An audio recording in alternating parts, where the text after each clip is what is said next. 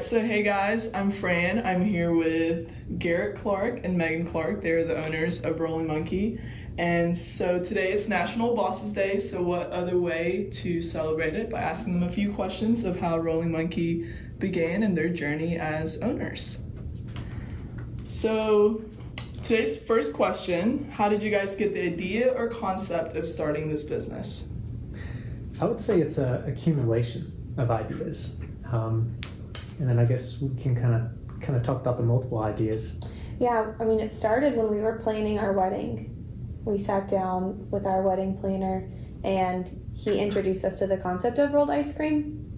And so really it started with James. And then from there we fell in love with it. Obviously we already loved ice cream. But we really loved the rolled ice cream concept because of the interaction with people and the way we got to serve. We watched people be served every single day. And that was a really big part of it, is we were actually looking for some sort of future business model that met 4 core values, and that is love, giving back to community, being good at it, and then compensation. And that comes from kind of an idea, well really I got it from a book and also working for 2 Japanese companies. And it was coming across this small group in Japan that lived on average 7 years longer than the next longest living group. And then a bunch of scientists and researchers studied this group and come to find out that they were some of the happiest people in the world.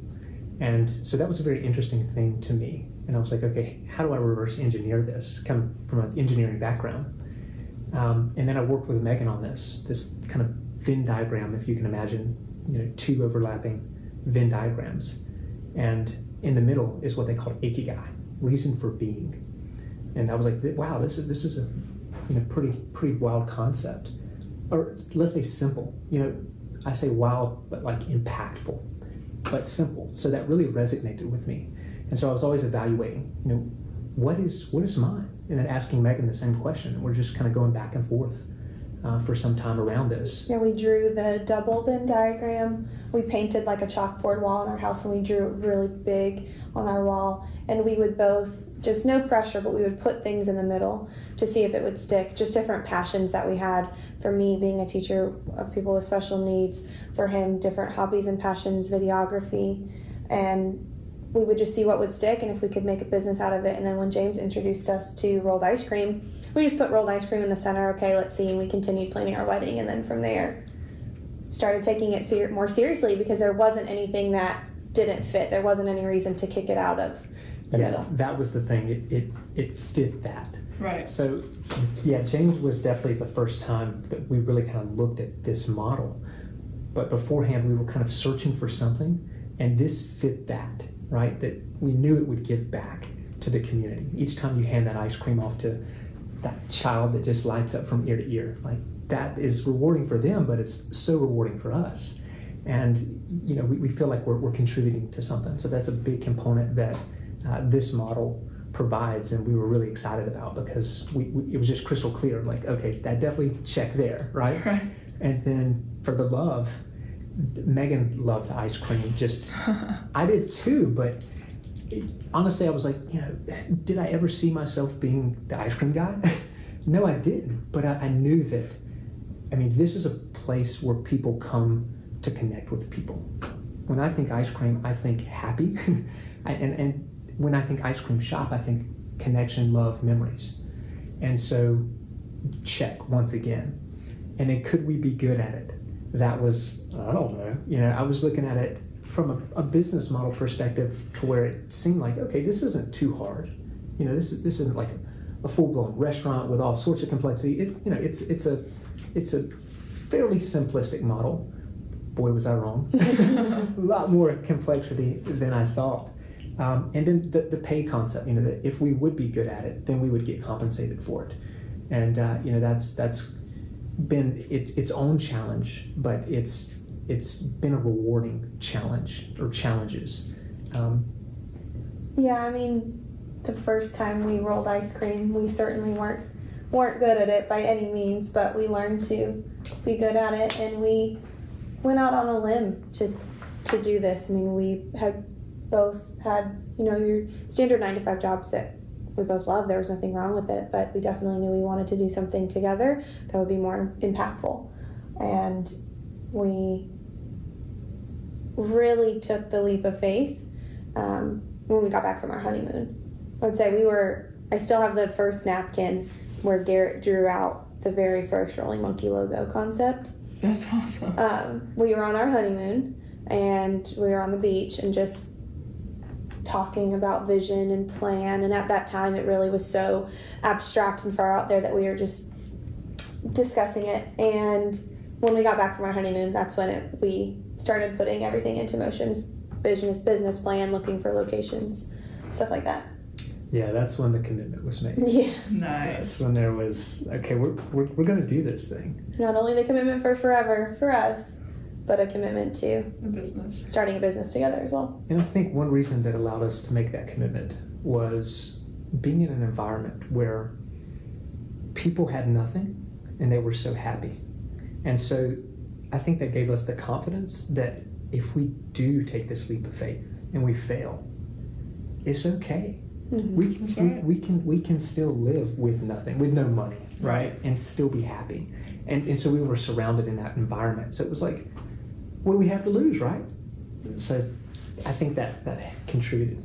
And when Garrett, just to reference when he talked about cash flow being its own challenge, we went from both to steady incomes, to an income that is certainly not steady and is certainly not what we were making in our full-time jobs. And so we had to do some reflection upon ourselves, and it really allowed us to stop trying to keep up with the Joneses and stop collecting and building these stockpiles of just materialistic things and just really focus on the value of relationships, not only friendships and family, but then the relationships between employer and employees and what we wanted that to look like. And I think that's something that when we first started Rolling Monkey, we really didn't take into consideration. We didn't think about the employers. We were really just looking at, can we start a business together? Do we have a location? All of those huge checks in the boxes. And then once we started Rolling Monkey, the best surprise was the relationships and the lives that we had the opportunity to impact through our team members. Yeah, and I think for me, I'm finding that this pursuit ties a lot of different desires and, let's say, deeper things together for me. Where I previously worked, I was fortunate enough to really be in good organizations where I was able to learn about culture, right? As a lean engineer, to where I studied a lot of what Toyota did throughout the past century. And a lot of their focus was on culture. And then I became very interested in culture because for me, that was the most critical part of a business from what I saw, because I was able to look at all aspects of business. And what I really kept coming back to was people and culture. And so I really had this kind of passion for understanding and building ecosystems and cultures, because I was fortunate enough to be able to contribute to that in these organizations. And this opportunity has really allowed me to take that passion and desire and then to really just build on it even further. As you know, I didn't really connect the dots previously to that, and now those dots are connecting along with some other dots. And for Megan, I remember having the conversation of, okay, I love what I do. I'm helping these kids. I have such a monumental impact in their life. I don't want to leave that. But it was this discussion of, well, the next stage can allow us to have a bigger impact and just as deep, right? And so going through that and Megan seeing that and really gaining clarity on that was a very inspiring thing. And you know, so it just once again coming back to that model of okay, are we giving back? Do we love this?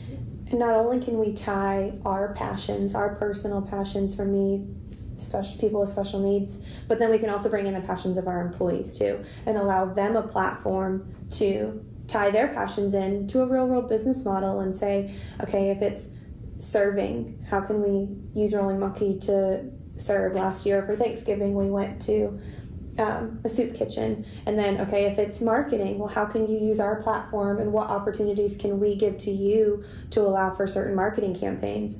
Or if it's something with culinary, okay, what recipes can we build, and working through budgets and ingredients and vendor relationships. I mean, really allowing our team members an inside look at what it takes to run a business. And I think one of our core values being continuous growth, we're continuing to learn. And what better group of individuals to learn from than college students? That's right.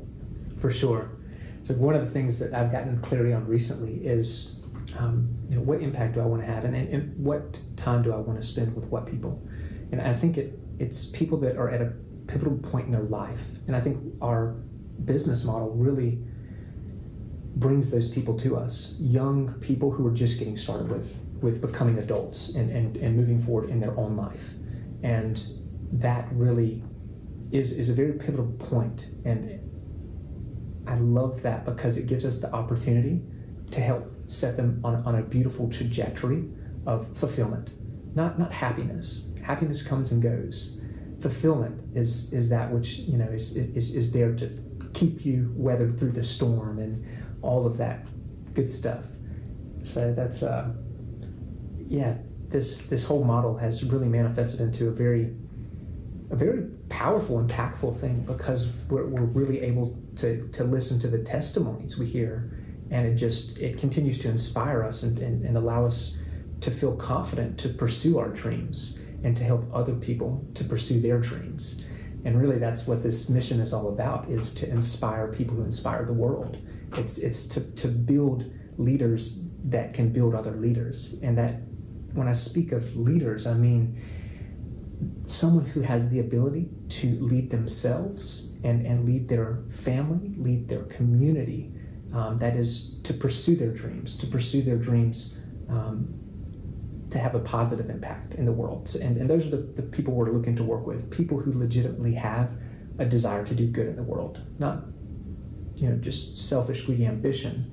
And we all have that, and we work still with those that are maybe on that trajectory, but we really try to just work with people that are wanting to have a positive impact and that want to serve other people. And I think that's really what Rollin' Monkey is really starting to become, is as we gain further clarity on this, it is that a collection, a culture, an ecosystem of people that are working to pursue their dreams, and they understand that's by serving other people and investing in other people, and it brings us joy to give back and to love. Right. And yeah. That's awesome. So I know you guys mentioned it took a while for you guys to kind of come together and figure out the mission and the vision. So what kind of inspired you guys to create the mission statement that you guys have now, which is create people, inspire the world? Yeah, it all starts with relationships. Relationships is the most important thing, and not money, not status, not any of the materialistic things that I feel like our society and culture tries to put focus on through the media. Mm-hmm. And so if we take a step back and we look at relationships with people are built on positive relationships with other people. So, our mission of inspiring people to inspire the world, it all ties that back to relationships. Yeah, I think it comes down to what do we as individuals want. And I think it comes from really the business being an extension of that. And Megan and I both really do care about people. I find myself sometimes becoming secluded, and it doesn't maybe necessarily seem that because I'm sacrificing so much to maybe do some tedious task and things like that. But I've realized pursuing that work and overwhelming myself with work has been something that I shouldn't be doing, that I should be connecting with people. And that has been a beautiful thing that has just kind of brought me back to really just being in touch with that and understanding that this is indeed what the business is working to do. It's not getting caught up in all of the complexity of a business, which there's so much of. It's it's people, it's impact on people. And I think for Megan and I, it's having a deep impact on people, not just a surface level impact. Like Megan's talking about, is these things that our current culture seems to be gravitating so much towards are very shallow, and there's not a lot of depth there. And that's generalizing, but to that degree, and I think it's a certain dissatisfaction with that, and then having the desire to want to change that because I care about others, care about, what are we showing up? What are we doing? What do we value? What are we going after here? Because I think having that clear purpose, other than just getting caught up in the motions, which is basically a lack of purpose, is a fatal flaw that so many people are coming into contact with. And we're seeing that. We're seeing the detriment to society through people not having clarity around purpose.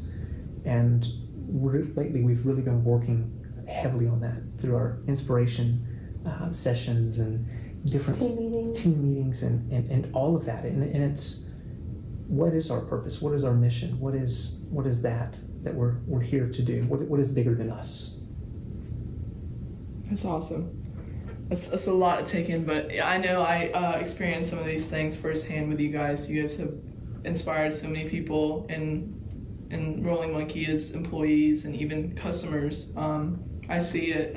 You guys are starting to grow from inspiring the community to inspiring local cities and then Georgia, and I know Rolling Monkey will be everywhere soon enough.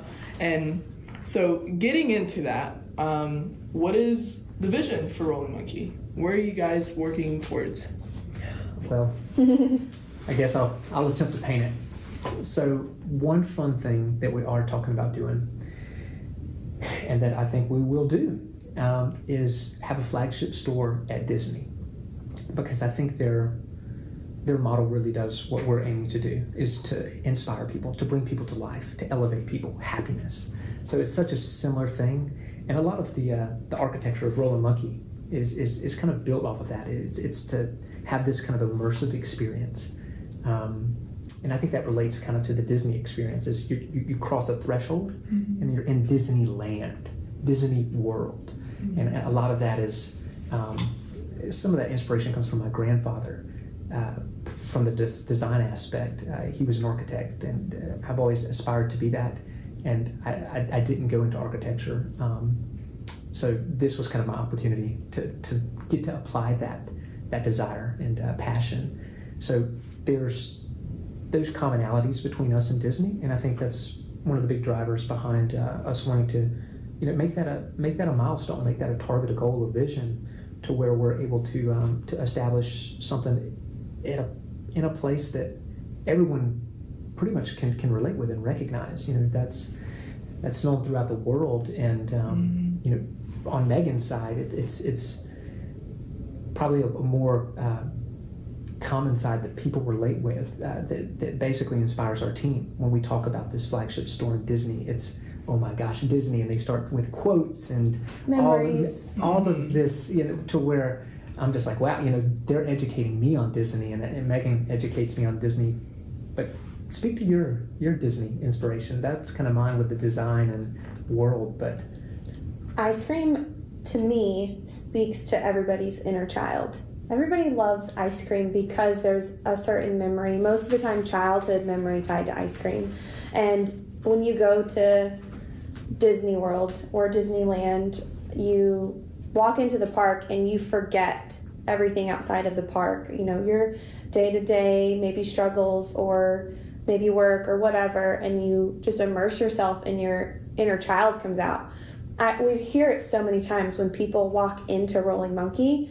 It's a similar feeling. They walk in and it's, am I still in Statesboro? And they kind of forget everything, and they're just immersed into our environment through our positive music, through our atmosphere, the chairs that hang from the ceiling, the greenery on the wall, the energy, the vibe, the excitement that comes off of the team, the interaction when you get to watch your product be handcrafted just particularly for you, using local partners and local ingredients to create that. So for me, when I think about how we tie into Disney, it's more about the feeling and the emotions. That's awesome. So what makes Rolling Monkey stand out in you guys' perspective and customers' testimonies or employee testimony? Like, what really makes Rolling Monkey Rolling Monkey? You want to roll with this one? I mean, I can, it doesn't matter. I'll let you roll with it. I feel like it's a test from you. Well, I've just recently worked on kind of compiling some of this into the business plan, and then one of the pages is unique ability. So let me see if I hit. Yeah. See, okay. If not, we might have to update it with this. For me, we strive to offer a customer experience. We don't give customer service. To me, customer service is very basic level. Would you like to place an order? What is your order? Have a nice day, if you even receive that. To me, a customer experience is us building relationships with our customers. And so our business model allows for each of our team members the opportunity to build relationships equal to the relationships Garrett and I can build, because our team members are the most valuable people in our business model. People don't come to see me, they don't come to see Garrett, they come for the experience of having their ice cream rolled by somebody who can provide that engaging show. I mean, it's all about showmanship. If you think about going to like a hibachi steakhouse for your dinner, you're not sitting at that table just for the product, you're sitting at that table for the show. And so we look for those qualities in our team members to then provide that showmanship, that attention to detail on each and every ice cream. Yeah, that's it. Yeah, all of it. Nice. I passed the test? Yeah. Just kidding. It comes back to culture. It's culture. It really is. That has really become our focus, and we understand that, you know, our focus is in our team, and then when they receive that support, then they can turn to the customer, and then they can pour that love and that inspiration into the customer. And, you know, through inspiration, the aim, and I know you, Fran, you're out there inspiring. You go for the big inspiration. You know, we think inspiration, we think movies, and that's the stuff you're out there doing each and every day. But even some of the artisans who may be new and haven't yet built the confidence to have the influence, it's inspiration of just elevation, of bringing someone to life, even if that's just a little bit.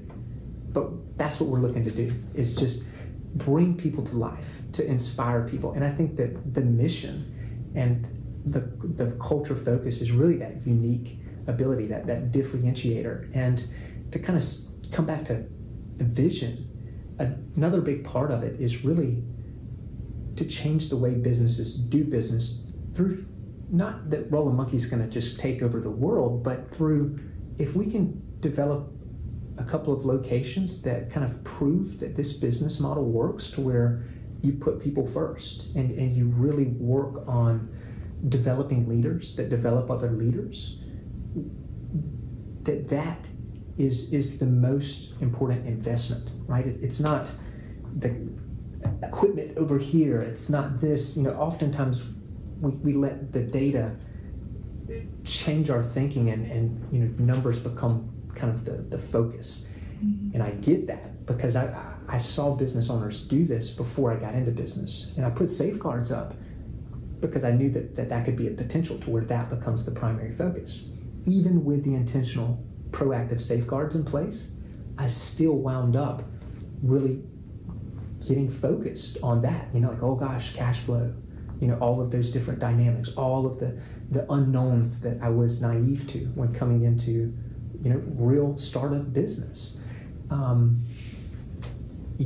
So it's really having an impact to where we can make good money, right? And do what most businesses are focused on doing, but do it through a beautiful way. It's creating the win-win. It's having extremely enthusiastic, happy people providing amazing output, right? So when you have that, then the business model just works. And I think proving that to the world, which there's many great examples that have already done that. So let's just say to further support that in our own unique way, you know, kind of with our own unique team, unique style, but just further complement those companies that have already shown this is what a business can do when you put people first. And I just want all businesses to think that way. Who do you guys look up to? Getting a little personal, we're gonna stray away from the business side of it. So we want to get to know you guys. So much depth. No, I'm just kidding. First and foremost, we are nothing without our faith in our Lord and Savior. And so we would not have any of this if it wasn't founded on the word of Jesus Christ. And so for me, I look for mentors who share the same values that I share. And so when I'm listening to podcasts or I'm looking for a new book to read, I want to make sure that it's not leading me astray from what the word says. And so I do have a few mentors who I look up to, who have started businesses with their husbands, who have written books and have had challenges in their life that they've overcome. And so for me, that's what I look for in a mentor. What for you, Mr. Garrett? Yeah, I mean, that's just beautiful. And I love that she brings it right back to Christ. You know, I mean, that's oftentimes my man's not spoken of in a lot of my conversations. And for you to bring it to the table and put him first, I think is just beautiful. And yeah, I mean, that's so important to our walk in this life is to really following that word. And it's helped us tremendously through this. And so many people have helped us through that, but probably that more than anything is coming back to that faith. Right. Because we've really dealt with some challenges, and that's been big. And I think it has really helped us to place mentors that are also pursuing that same walk, versus mentors that may be pursuing other walks that maybe won't be leading us to where we want to be. Family has been monumental in this, you know, so continue to just look up to those family members which have just shown us things that have helped us through life in general. And then in our later careers, for me, I've had some amazing bosses that I've really looked up to and just have really shown me a lot of great wisdom. And I've been able to then convey that great wisdom onto other people. So, yeah. You know, grace always lies within great mentors, people who aren't quick to judge or quick to anger, really just show grace and receive grace. I mean, I think really and truly, like, we're certainly not perfect and we've made mistakes and we continue to learn from our mistakes, but I wouldn't be able to be sitting in this seat if it weren't for the grace that's been shown to me. So then I can in turn show that grace to those that, you know, I come across. So I know you guys talked about family, and Connor, the little monkey, is an important part of this journey for Rolling Monkey as well. So I'm sure not me only, but a lot of people would obviously want to ask you guys, why the name Rolling Monkey? Garrett does a really great monkey call. He does a great monkey call. But that's not why we named it Rolling Monkey. We actually drew up the original business plan under the name Cold Rolled Creamery. And it's important to know that CRC stands for Connor Riley Clark, which is our son. And so we wanted him to be a big part of it, and he loves Rolling Monkey. He learned to roll ice cream when he was 10. He's 13 now. So it's crazy to think about that. Yeah, but it is. We started pitching Cold Rolled Creamery to, when we thought we were going to take the investor out, to potential investors, and they loved everything about the business model, but not the name. And of course, like, you know, as a stepmom, I'm like, that's Connor's name. How can you not like Cold Rolled Creamery? But then taking a step back and putting on the business owner hat, I'm like, okay, well, it doesn't roll off the tongue easily. It is kind of just easily forgotten. And so we had a family meeting. We brought Connor into it. And it was like, we still want you to be included, because he was really excited about an ice cream store being named after him. And so it was like, we still want you to be included. We have to come up with something better. This is our opportunity to create something even better. And Garrett's always called him his little monkey. I mean, growing up, he had, little stuffed monkeys, Monkey Man. Monkey Man, and so that's where Monkey came from, and then obviously Rolling for Rolling Monkey. And so from there, that's really where Garrett drew the inspiration for the design of the store too. Mm-hmm.